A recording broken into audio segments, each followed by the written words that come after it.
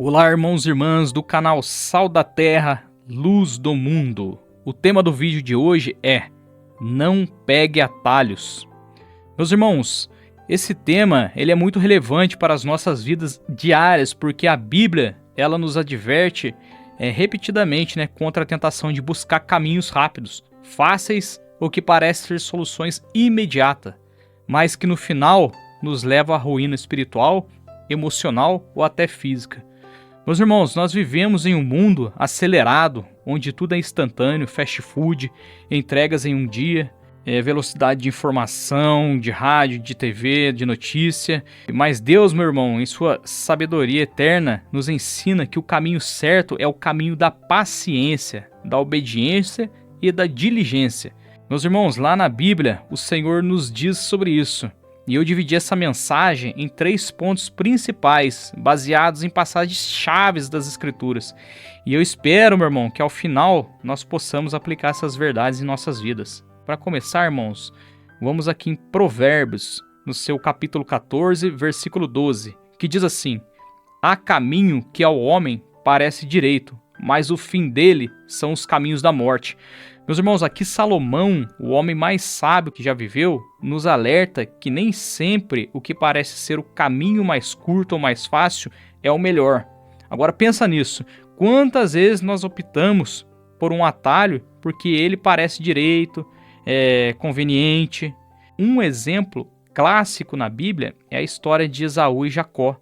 Lá em Gênesis, meus irmãos, no seu capítulo 25, do verso 29 ao 34, Esaú, faminto após um dia de caça, ele vê o ensopado que Jacó preparou e em um momento de impulsividade, ele vende seu direito de primogenitura por uma refeição rápida, meus irmãos, ele trocou a bênção dele por um prato de lentilha. Ele pegou um atalho para satisfazer sua fome imediata, mas ele perdeu uma herança eterna.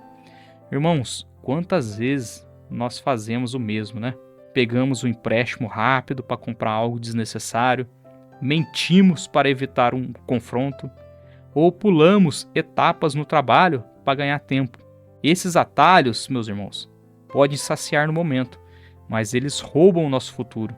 Jesus também enfrentou essa tentação lá em Mateus capítulo 4, do versículo 1 ao 11, durante os 40 dias no deserto. Satanás ofereceu atalhos, transformar pedras em pães para saciar a fome, que ali já é um atalho de provisão, pular do templo para provar o poder de Deus, que é um atalho para a glória, e adorar o diabo para ganhar reinos, um atalho para a autoridade. Mas Jesus respondeu com a palavra, meu irmão: nem só de pão viverá o homem, mas de toda a palavra que sai da boca de Deus. Ele escolheu o caminho da obediência, não o atalho. E graças a isso, ele nos salvou. Agora pergunte a si mesmo hoje, em que área da minha vida estou tentando pegar um atalho? Será que é no casamento, meu irmão? É nos estudos? É na fé? É nas finanças? Lembre-se, meu irmão, o que parece direito pode levar à morte espiritual. Agora vamos para 1 Samuel, no seu capítulo 13, versículo 8 ao 14.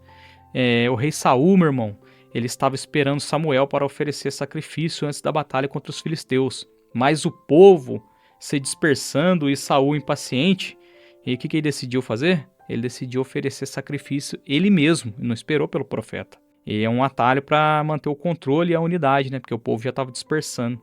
E Samuel chega, meu irmão, e o que ele diz para Saul? Agiste neciamente, não guardaste o mandamento que o Senhor teu Deus te ordenou. Por causa desse atalho, meu irmão, Saul perdeu o reino. Irmãos, a impaciência é o combustível dos atalhos. Provérbios capítulo 21, no seu versículo 5, nos diz: os pensamentos do diligente tende só para a abundância, porém os de todo apressado tão somente para a pobreza. Irmão, quantas vezes nós não pegamos atalho para as finanças, acabamos caindo em golpes, acabamos caindo em enrascada, porque o que mais tem hoje em dia é o golpe. Aí a pessoa quer pegar um atalho para ficar rica, começa a jogar aí em bets, apostar, jogar no tigrinho, e isso aí acaba levando a ruína financeira, e não só a ruína financeira, como a pessoa acaba perdendo a família, os filhos, perde tudo por conta de jogo. E a diligência, meu irmão, o trabalho constante, ele nos leva à bênção. E a pressa, como diz ali, nos leva à pobreza. Agora, outro exemplo aqui, meus irmãos. Abraão e Sara. Lá em Gênesis, no seu capítulo 16, os dois estavam impacientes com a promessa de Deus de um filho, né? Porque eles já eram velhos, né? E aí a Sara falou, começou a duvidar da promessa de Deus, né? Que tava demorando demais, eles já eram velhinhos. E aí eles decidem pegar um atalho, né? Que é Agar. Sara, ela pede para Abraão se deitar com Agar, para deixar um descendente. Aí resultou em Ismael e anos de conflito familiar, né? Que os ismaelitas, né? Os árabes descendem dos ismaelitas e nós vemos até hoje esse conflito, né? O povo de Israel com os árabes ali e até hoje perdura essa briga. E Deus, meus irmãos, ele tinha um plano perfeito com Isaac, mas a impaciência nos levou a complicações. E no Novo Testamento aqui, meus irmãos, para não ficar só no Velho, Pedro, ele aprendeu isso lá em João, no seu capítulo 18, versículo 10. Durante a prisão de Jesus, o que Pedro faz? Ele corta a orelha de Malco com a espada. Isso aí foi um atalho impulsivo, né, para defender o mestre dele. E o que Jesus faz, meu irmão? Jesus o repreende. Diz assim aqui, né, em João, capítulo 18, versículo 10. Mas Jesus disse a Pedro, põe a tua espada na bainha, não beberei eu o cálice que o meu pai me deu? Pedro ele queria resolver na força, meus irmãos, mas o caminho de Deus era a cruz, o sofrimento paciente que trouxe para nós a salvação. Agora, se você, meu irmão, está esperando uma promoção, agora aqui entre nós, meu irmão, se você está esperando uma promoção, um casamento ou uma resposta de oração, não pegue atalhos, como manipulação, desonestidade. Espera no Senhor, lá como diz em Salmos, no seu capítulo 27, no verso 14, né? Que diz assim, espera no Senhor, anima-te, e Ele fortalecerá o seu coração. Espera, pois, no Senhor. Agora, meus irmãos, finalmente, a Bíblia nos incentiva a escolher o caminho estreito, né? Lá em Mateus capítulo 7, no seu verso 13 e 14, Jesus diz, entrai pela porta estreita, larga é a porta e espaçosa o caminho que conduz à perdição, e são muitos os que entram por ela, porque estreita é a porta e apertado o caminho que conduz para a vida, e são poucos os que acertam com ela. Meu irmão, o atalho é largo, fácil, popular, mas leva à perdição. E o caminho de Deus, ele é apertado, ele exige disciplina, mas ele te conduz à vida eterna, né? Como eu disse aqui no vídeo anterior, lembra de José? José lá em Gênesis capítulo 39, 41, vendido como escravo, falsamente acusado, preso. E ele poderia ter pego atalhos, como se vingar dos seus irmãos, podia mentir para sair da prisão. Ele podia até, meu irmão, ter pego a esposa do Potifar, né? Que era o chefe dele, que era uma das mulheres mais bonitas do Egito, mas ele não. Ele fugiu do pecado. Ele não quis saber do prazer, ele não quis saber do atalho, e ele esperou no Senhor. Ele é um exemplo, tremendo exemplo, né? José do Egito. E Deus, o que Deus fez com José? Deus o elevou a governador do Egito, né? A segunda posição. Só não é maior que a do faraó. E José ali, que a gente vê na história, ele cuidou de tudo para o povo não passar fome.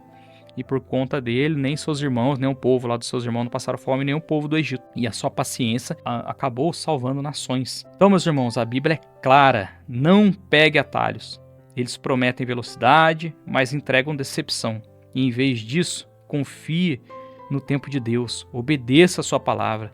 E ande no caminho da retidão, como em Provérbios, capítulo 3, do seu verso 5 ao 6, que diz, confia no Senhor de todo o teu coração, e não te estribes no teu próprio entendimento. Reconheça-o em todos os teus caminhos, e Ele hendirá as tuas veredas. Meu irmão, se hoje você percebe que tem pegado atalhos, volte-se para Deus, meu irmão, arrependa-se e peça forças para Deus, para você ir em direção do caminho certo. Porque não é fácil, meu irmão. Nós falando aqui, lendo a Bíblia, parece fácil seguir pela porta estreita, mas não é. É um caminho duro, é um caminho árduo, mas é um caminho que vale a pena, né? Que vai valer a pena, né? Como diz aquele hino lá. Então, peça a Deus força para seguir, porque, meu irmão, você pode até perecer nesse mundo, mas a porta estreita vai conduzir você para a vida eterna. E como diz a palavra de Deus, né? Nem os olhos viram e nem os ouvidos ouviram o que Deus tem preparado para nós. O que a gente passa aqui nesse mundo, meu irmão, que a nossa vida dura o quê? No máximo 80, 90 anos. Alguns de nós nem vamos chegar nisso, né? Então é 80 anos comparado com a eternidade. Então encare isso aqui, meu irmão, como um teste. E você encarando isso aqui como um teste, você vai ter ainda mais força. Você buscando a Deus, orando, jejuando e comendo da palavra de Deus, né, com o nosso maná diário, você vai ter força para lutar contra o pecado e de caminhar pela porta estreita. E quando a tentação vir, clame a Deus. Porque, meus irmãos, para finalizar aqui, lá em 1 Coríntios, no seu capítulo 10, no seu verso 13, diz assim, ó: não sobreveio a vocês tentação que não fosse comum aos homens. E Deus é fiel, Ele não permitirá que vocês sejam tentados, além do que podem suportar. Mas quando forem tentados, Ele lhes providenciará um escape, para que o possam suportar. Amém, meus irmãos? Eu agradeço você que esteve aqui no canal Sal da Terra, Luz do Mundo.